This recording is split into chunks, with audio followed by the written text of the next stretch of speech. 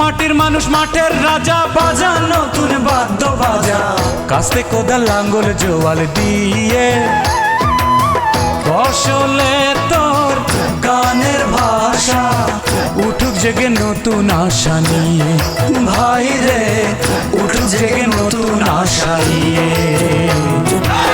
সবার চেয়ে অধিক খাঁটি আমার দেশের মাটি, ভাই রে আমার দেশের মাটি, সেই মাটিতেই বাস, মাথার ঘামে সেই মাটিতেই করিস তোরা চাষ। সবার বড় যোদ্ধা তোরা, সবার বড় যোদ্ধা,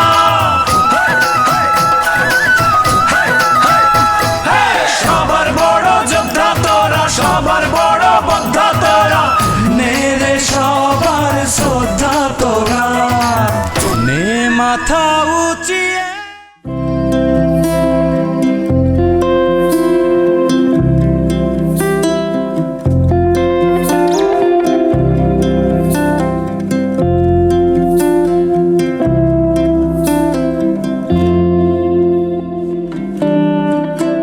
সুপ্রিয় দর্শক, এই মুহূর্তে আছি পূর্ব বাড্ডার কবরস্থান রোডের মাহাবুল ডেইরি ফার্মে। দর্শক, আপনারা জানেন বাংলাদেশের বিভিন্ন প্রান্তে ডেইরির অনেকগুলো খামার রয়েছে, অর্থাৎ গবাদি পশুর মধ্যে গরু পালনটা আমাদের দেশে অনেক ছড়িয়ে ছিটিয়ে আছে। সেক্ষেত্রে গারল পালন, দুম্বা পালন অথবা ডরপার ভেড়া পালন বেশি লাভজনক, সেটিকে আপনি জানেন? জানার জন্য আজকের অনুষ্ঠানটি দেখবেন। বিশেষ করে ডেইরি খামার থেকে কেন এই ডরপার ভেড়া, দুম্বা পালন এবং গারল পালন লাভজনক, সেটি আজকে আপনাদের সামনে উপস্থাপন করব। তো কথা বাড়াবো না, চলুন তাহলে চলে যাই আজকের অনুষ্ঠানের মূল আয়োজনে।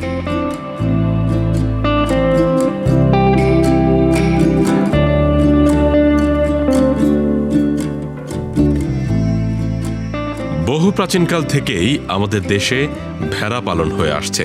তবে যুগের পরিবর্তনের সাথে সাথে আমাদের উদ্যোক্তারা এখন ডরপার জাতের ভেড়া, গারল, দুম্বা ইত্যাদি পালন করছেন। এ সকল প্রাণী পালনের সবথেকে বড় সুবিধা হলো এদের খাদ্য খরচ খুবই কম এবং ওজনেও বৃদ্ধি পায় বেশি। তাছাড়া এ সকল প্রাণীর বাসস্থান সবসময় খোলামেলাভাবে করতে হবে। মাটি থেকে কিংবা মেঝে থেকে প্রায় 2 থেকে 3 ফুট উঁচু করে মাচা করতে হবে।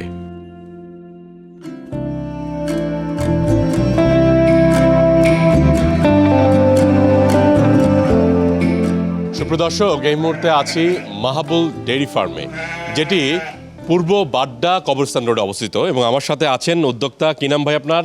মোহাম্মদ মাহবুল আলম। কেমন আছেন আপনি? আলহামদুলিল্লাহ ভালো, আপনি ভালো আছেন? জি আলহামদুলিল্লাহ ভালো। এই যে দেখতে পাচ্ছি ডেইরি ফার্ম, তবে এখন যেখানে আছি সেখানে হচ্ছে ডরপার ভেড়া, তারপর হচ্ছে দুম্বা দেখতে পাচ্ছি, তার সাথে আবার গারলও আছে না? একটু পরিচয় করায় দেন, কোনটা কি, কেমন ভাবে শুরু করলেন, আসলে কবে শুরু করলেন এই বিষয়গুলো? আসলে আমার শুরুটা হয়েছে মূলত ডেইরি ফার্ম থেকে। তো আজকে প্রায় 16 বছর যাবত ডেইরি ফার্মটা করতেছি। তো ডেইরি ফার্মে করার পরে দেখা যায় যে আমার ডেইরি ফার্মে যে ওয়েস্টেজ খাবারটা এইটা নষ্ট হয়ে যায়, খাবার পর অবশিষ্ট যেটা থাকে এটা ফেলে দিতে হয়। তখন যেটা করলাম যে এই খাবারটা কি করা যায়, তখন দেখা গেল এটা আপনার গারল, ডরপার, দুম্বা এইটা এরা ওয়েস্টেজ খাবারটা খেয়ে ফেলায়, মানে সাধারণত ওরা কোনো কিছু পাচ্ছে না। ডেইরি ফার্ম অর্থাৎ গরুর খাবার যেগুলো দিচ্ছেন, সেখান থেকে যে ওয়েস্টেজ থাকতেছে সেই খাবারটা আবার এরা খাচ্ছে, তাই তো? জি। তো এখানে গারল কোনটা, মানে দেখে চেনার উপায়? এটা হলো গারল, এই যে পশমগুলা থাকবে অনেক বড় বড় পশম থাকবে বড় বড় গারলের, হ্যাঁ, লম্বা, আর ওয়েটে থাকবে কম, একদম ছোট। যেমন এটা এত বড় দেখা যাচ্ছে, এটার ওয়েট আসবে আপনার 30 কেজি। 30 কেজি? হ্যাঁ, লাইভ ওয়েট গারল দেখে। এই যে এইখানে দেখেন এটার পাশেরটা আরো ছোট, এটা বয়স মাত্র হলো আপনার 10 মাস, নিউ প্রেগনেন্ট। এটার ওজন আসে আপনার 60 কেজি। 60 কেজি, তাহলে এটা হলো 30 কেজি গারল, আর ডরপার হলো 60 কেজি। মানে ডরপারে তাহলে আমরা তো জানি যে এটা মাংসের বৃদ্ধি প্রতিদিন খুব বেশি হয় অন্যান্য ব্রিডের তুলনায়, মানে জাতের তুলনায়। তো এই ডরপার দিকে কেন অগ্রসর হয়েছিলেন, মানে এত কিছু থাকতে? আসলে হয় কি, দেখা যায় সেম খাবার খাচ্ছে, সেম স্পেস নিচ্ছে, সেম টাইমিং নিচ্ছে বাচ্চা দিতে। কিন্তু আমি যদি একটা গারল বিক্রি করি আপনার বাচ্চা 10,000 টাকা, তাহলে একটা ডরপারের বাচ্চা মিনিমাম বিক্রি করতে পারতেছি 20,000 টাকা। 20,000 টাকা। সেই ক্ষেত্রে দুম্বার বাচ্চা যদি হয় সেখানে বিক্রি করতে পারতেছি 90,000 টাকা। মানে তাহলে এটা কয় মাসের বাচ্চা? এটা 4 মাস বেস। 4 মাসের 4 মাস বাচ্চা। বেস। বাহ। তাহলে সেম টাইম, সেম খাবার, সেম স্পেস, কিন্তু প্রাইজিংয়ে সেম না, প্রাইজিং অনেক ডিফারেন্স। আর যদি মাংসের দিক দিয়ে হয়, চাহিদাটাও মিটে মাংসের, আপনার দামটাও বেশি। এই যে দেখেন এইখানে আমি দেখাচ্ছি, এটা হলো ডরপার আর গারলের ক্রসবিট। এটা যদি অরিজিনাল গারল হইতো এটার বয়স 12 মাস। অরিজিনাল গারল হইলে এটা 12 মাসে আপনার ওজন হইতো 20 কেজি। 20 কেজি 20 কেজি অরিজিনাল গারল হইলে। অরিজিনাল গারল হইলে। এখন ডরপার আর গারলের এটা ক্রসবিট, এখন এটার ওজন আছে আপনার 40 থেকে 45 kg live weight. Live weight ক্রসের কারণে। আর এটা আপনার অরিজিনাল ডরপার। ডরপারের বৈশিষ্ট্য এই যে দেখেন, এটা পশমটা থাকবে সিল্কি, একদম সফট, ছোট ছোট, অটো জোরে যাবে। তাহলে এই ডরপারটার ওজন আছে বর্তমানে সেম বয়স, ডরপারটার ওজন আছে 70 কেজি। 70 কেজি। 70 KG live. আবার এই পাশের এই যে এটাও ডরপার মেল, আপনার এটা ওজন আছে প্রায় 70 কেজি। তাহলে অল্প এটার বয়স সময়ে কত? এটা আপনার এটা হবে আপনার 14-15 মাস, এটা 12-13 মাস। 12-13 মাস মানে এইটাও 12 মাস, মানে 2 দাঁত, 12-13 মাস সেম বয়সে। এটা আমি আপনাকে একটা ফিমেল দেখাই। এটার বয়স কত? এটা হলো আপনার নতুন 6 দাঁত, অর্থাৎ সেকেন্ড টাইম বাচ্চা দিবে, প্রেগনেন্ট। এখন সেকেন্ড টাইম বাচ্চা দিবে, প্রেগনেন্ট, এটা ফিমেল। তো এই ফিমেলটা বর্তমানে গর্ভবতী অবস্থায় ওদের সময়টা কতটুকু লাগে? আমাদের নরমাল যে ছাগল নরমালি আপনার যেটা আমরা 5.5 মাস ছাগলের মতোই আছে, ছাগল বেড়া দুম্বা সেম টাইম। আপনার এটা যেমন ফিমেল সেকেন্ড টাইম বাচ্চা দিবে, ফার্স্ট টাইম বাচ্চা দিয়েছে। এই ফিমেলটার ওয়েট আছে এখন 70 কেজি। তাহলে এটা আপনার যদি নতুন 6 দাঁত হয়, আপনার ধরা যায় 18 মাস 20 মাস বয়স। তাহলে এর জন্যই হলো কি, একটা গারল, এই যে গারলটা, এগুলো 30 কেজি করে ওজন হবে। আর এটা 60 কেজি 70 কেজি। হচ্ছে পশমটাই বেশি। পশমটাই বেশি, এটার কোনো পশম নেই, কোনো পশম নেই। আর এই যে গারলটার সব পশম, এই যে এগুলো সব পশম। কেন এর জন্য সাইজে ওজনে মিলে না। আবার দুম্বার ক্ষেত্রেও আপনার খুব বড় হয়। দুম্বা আর ডরপারটা এই সিম্পল ধরেন একটা বাচ্চা, দুম্বার সাথে কি আপনি ক্রস করাচ্ছেন কোনটার নাকি? হ্যাঁ, দুম্বার সাথেও ডরপার গারল ক্রস করাচ্ছি, গারলের সাথেও আপনার ডরপার দিয়ে ক্রস করাচ্ছি। এই যে দেখেন এই বাচ্চাটা, এটা হলো ক্রস, এটা ডরপারের বাচ্চা। ডরপারের বাচ্চা। এই বাচ্চাটা আপনার হইছে 10 দিন বা 12 দিন। 12 দিনে মাশাআল্লাহ এত বড়। 10 দিন বা 12 দিন মোটামুটি এখনই আছে আপনার 6 কেজি। বাহ। 10 দিন 12 দিনেই আছে আপনার 6 কেজি। তার এর জন্য আরেকটা হলো গারলের সাথে যেটা ক্রস বিট, এটা আমি দেখাচ্ছি। এটা কি বাচ্চা কয়টা হয়েছিল? একটাই আপনার 80% দিবে একটা, 20% দুইটা। এটা হচ্ছে ডরপার আর হচ্ছে এটা হলো ডরপার আর গারলের ক্রস। এই বাচ্চাটা যদি মনে করেন আপনার শুধু গারলের হতো, তাহলে এটার ওজন হতো 1.5 কেজি প্লাস মাইনাস। আর এটা আপনার ডরপার আর গারলের ক্রস দেখে এটা যেমন এখন হয়েছে 3 KG plus minus. 3 KG plus minus, তার মানে 50% প্লাস। মানে ক্রস করার ফলে যেই সুবিধাটা পাচ্ছেন, ওজনটা অনেক বেশি হচ্ছে, ওজনটা জি 50% বৃদ্ধি হচ্ছে। 50% বৃদ্ধি হচ্ছে। 50% বৃদ্ধি হচ্ছে।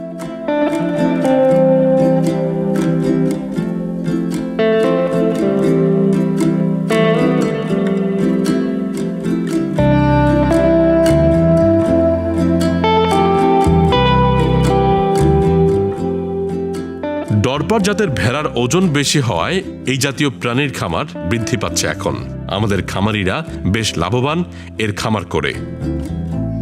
গরুর থেকে আপনার এটাতে লাভজনক বেশি। এটাতে আপনার গরুতে তো অনেক খাবার খায়। ধরেন একটা গরুতে আমার যদি ওইভাবে ক্যালকুলেশন করি, পার ডে অলমোস্ট স্টাফের স্যালারি, ইলেকট্রিসিটি, ওয়াসা বিল, আপনার যদি বলেন আপনার দানাদারের খাবারের দাম সব কিছু মিলে পার ডে 800 টাকা খরচ হয়, মানে প্রতি গরুর পেছনে, প্রতি গরুতে। আর এটাতে যদি আপনি হিসাব করেন আপনার, তাহলে 100 টাকাও তো 800 টাকা খরচ হবে না, মানে 100 টাকাও হয় না। আপনার 100 টাকা যদি আমি খাওয়াচ্ছি, তারপরে তো একটা গরুর খাবার খেতে পারবে না।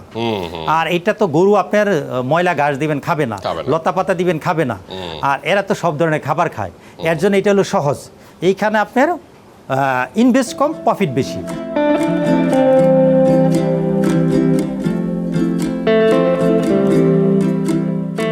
প্রাণী যেটাই হোক না কেন, তাকে পর্যাপ্ত পরিমাণে কাঁচা ঘাস ও দানাদার খাবার দিতে হবে, তা না হলে সে অপুষ্টিতে ভুগে রোগবালাই হতে পারে। আচ্ছা, এবারে একটু খাদ্যাভ্যাসে আসে। এগুলোকে আপনি কি খাওয়াচ্ছেন এবং দানাদার খাবার সাথে কাঁচা ঘাস কিভাবে কি এই খাওয়াচ্ছেন? যে এগুলা হলো আমাদের যে কোনো জঙ্গল বা যা ঘাস দিবেন আপনি যেটা সব গরু খাবে। খাবে না। যেটা গরু খাবে না, এই যে এগুলো সেটা দেখেন, গারল খাবে, এই যে এগুলা ডরপারও কি খাচ্ছে? ডরপার গারল সবগুলো এগুলো সেম খাবার খাচ্ছে। বাহ, আপনি যখন যা পায়, এই যে পাশে এগুলা, এই যে এগুলা, এই যে বিষ কাটালি সহ এগুলো যা কাটালিও দিবে, খাচ্ছে ওরা? বিষ কাটালি সহ যা বাহ। দিবেন আপনি তাই খাবে, কোনো না শব্দ নেই।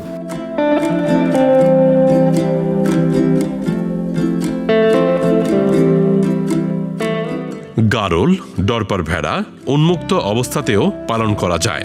এরা বিচরণ করে খেতে বেশ পছন্দ করে, তবে খেয়াল রাখতে হবে ঠিকমতো যেন এদের পুষ্টি নিরাপত্তা দেয়া হয়।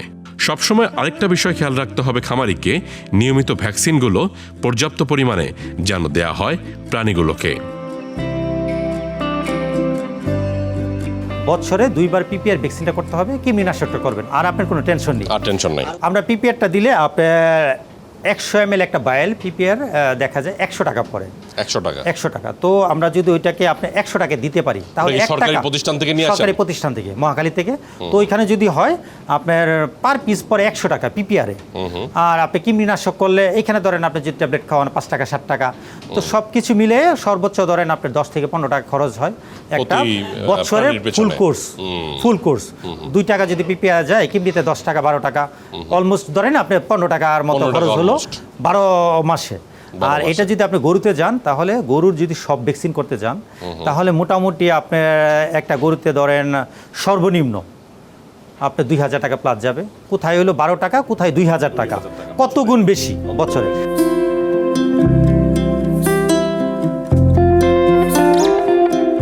ইদানিংকালে আমাদের দেশে মরুর প্রাণী দুম্বার খামার বৃদ্ধি পাচ্ছে।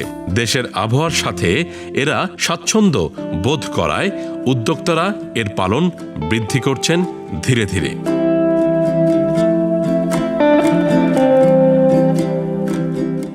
আচ্ছা, একটা ব্যাপার বলেন, জি। কেউ যদি দুম্বার খামার কিংবা এই গারলের খামার করতে চায়, জি। তার কয়টা দুম্বা বা কয়টা গারল নিয়ে বা কয়টা ডরপার ভেড়া নিয়ে করা উচিত, শুরু করা উচিত আসলে? যদি তার প্রাথমিকভাবে অভিজ্ঞতা থাকে, তাহলে সে বেশি দিয়ে করতে পারে। এখন প্রাথমিক অবস্থায় 20টা 30টা দিয়ে করতে পারে, তার অভিজ্ঞতা থাকলে। অভিজ্ঞতা থাকলে। আর যদি কারো অভিজ্ঞতা না থাকে, একদম নতুন, সে একদম সিম্পলভাবে করবে।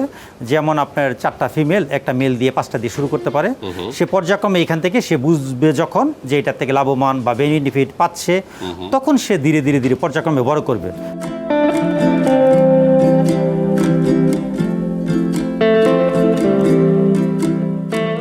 ডেইরি সেক্টরেও আমাদের দেশ এখন অনেক এগিয়ে যাচ্ছে। বিশেষ করে পরিকল্পিতভাবে গাভী পালন একটা লাভজনক কার্যক্রম। অল্প, মাঝারি, বেশি সব ধরনের পুঁজি দিয়ে সুষ্ঠুভাবে গাভী পালন করলে অনেক বেশি লাভবান হওয়া যায়। গাভী পালনের ঘরটি মোটামুটি খোলামেলা জায়গায় হতে হবে। সাধারণত বর্তমান সময়ে পাকা করে বেশিরভাগ গাভী পালনের ঘর তৈরি করা হচ্ছে। গরুকে নিয়মিত গোসল করাতে হবে। যে পরিমাণ তীব্র গরম, সেক্ষেত্রে অবশ্যই খেয়াল রাখতে হবে গরু যেন কোনো মতে গরমে কাহিল না হয়। প্রতিদিন নিয়মিত গোয়াল ঘরের গোবর, চোনা পরিষ্কার করে নির্দিষ্ট স্থানে কিংবা গর্তে জমা করতে হবে। গাভীকে কোনো রকম ভাবে নোংরা জায়গায় রাখা যাবে না। আমাদের দেশে মানিকগঞ্জ, যশোর, খুলনা, কুষ্টিয়া, ফরিদপুর, টাঙ্গাইল, সৈয়দপুর, ঠাকুরগাঁও, রংপুর, রাজবাড়ী, ঢাকা সদর, নারায়ণগঞ্জ সহ বিভিন্ন এলাকায় কিন্তু এখন গরুর ছোট বড় নানান খামার রয়েছে। ঢাকার পূর্ব বাড্ডায় এভাবেই গরুর খামার করে স্বাবলম্বী হয়ে উঠেছেন এখানকার উদ্যোক্তা।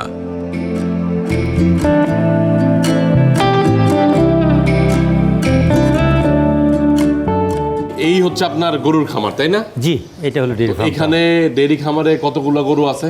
এখানে ছোট বড় মিলায় 30-32টা হবে। 30-32টা। জি। এগুলো কি কি জাতের গরু?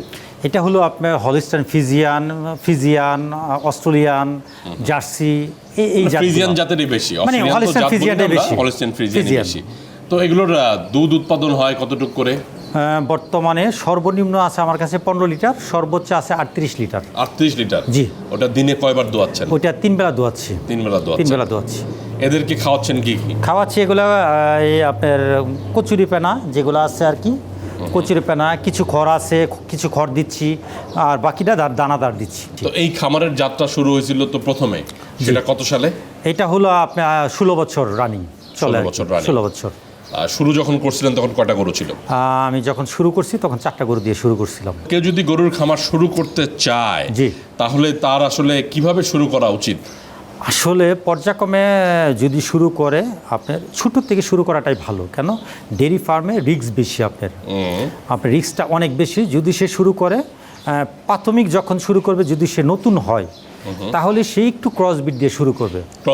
ক্রসবিট একটু ক্রসবিট অর্থাৎ ওইটার সাথে একটু শাহিওয়াল থাকতে পারে, একটু ক্রসবিট দিয়ে শুরু করলে ওইটার একটু ধারণ ক্ষমতা বেশি, দুধের পরিমাণ দিবে একটু কম, কিন্তু রোগবালাই কম হবে। তো ওই একটা দেখা যায় 6 মাস 1 বছর ক্রসবিট দিয়ে শুরু করলো, দেন এরপরে সে চেঞ্জ করলো হলিস্টাইন ফ্রিজিয়ানগুলো দিয়ে শুরু করলো, ভালো জাত মানের শুরু করলো।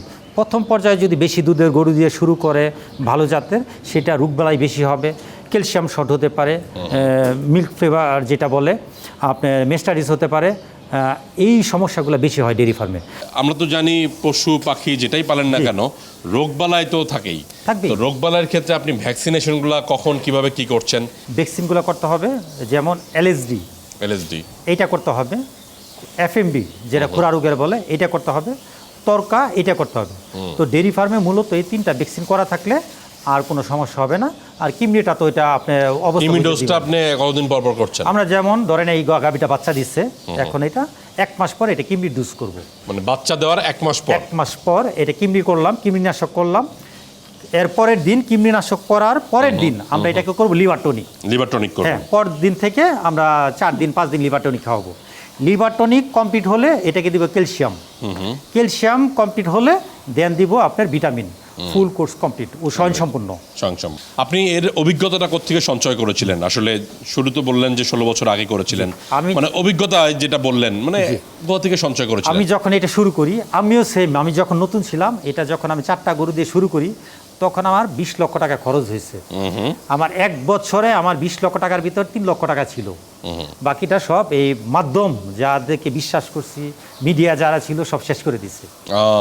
তখন আমার ওইখান থেকে অভিজ্ঞতা যে আসলে আমার গরু যদি পরিপূর্ণ থাকে, স্বয়ংসম্পূর্ণ ঠিক থাকে, তাহলে লস হবে কোথায়? ওই যে শাহিওয়াল বিট, সিন্ধি বিট, এগুলো আমি বুঝতে পারি নাই। গরুর দাম আছে 1.5 লক্ষ টাকা, আমার কাছে নিল 3 লক্ষ টাকা। ডাবল দুধ দিবে যেটা হলো 10 কেজি, ওইটা আমাকে বলে দিছে 20 কেজি। তো তখন তো আমি নতুন ছিলাম, তখন বুঝতে পারি না। এখন না বুঝতে পারি যে কোনটা কয় কেজি দুধ হবে। এই গাভীরটা বাচ্চা দিছে, এই বাচ্চাটা বড় হয়ে ইনশাল্লাহ কতটুকু দুধ হবে, এটা এখন ইনশাল্লাহ বলে দিতে পারবো পার্সেন্টেজ দেখে। মানে সবকিছুই হচ্ছে অভিজ্ঞতার ব্যাপার, অভিজ্ঞতা সঞ্চয় হয়েছে আপনার এখন। আর সবচেয়ে বড় উদ্যোক্তা যারা আপনারা দেখছেন, যে অভিজ্ঞতা থেকে বড় কিছু কিন্তু নেই, এবং সেটা প্র্যাকটিক্যালি অর্জন করতে হয়, এবং প্র্যাকটিক্যালি যে যত অভিজ্ঞতা অর্জন করবে ততই কিন্তু সে আসলে স্বাবলম্বী হতে পারবে, তাই তো?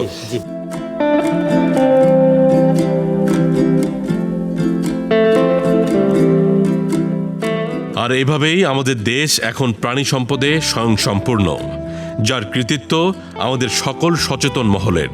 তবে প্রাণী খাদ্যের দিকে সরকারের আরও বেশি নজর বাড়াতে হবে, তাহলে প্রান্তিক খামারির পাশাপাশি আমাদের বড় বড় উদ্যোক্তা খামারিরা আরও বেশি ভালো থাকতে পারবেন, আমাদের দেশ আরও বেশি সামনের দিকে এগিয়ে যেতে পারবে।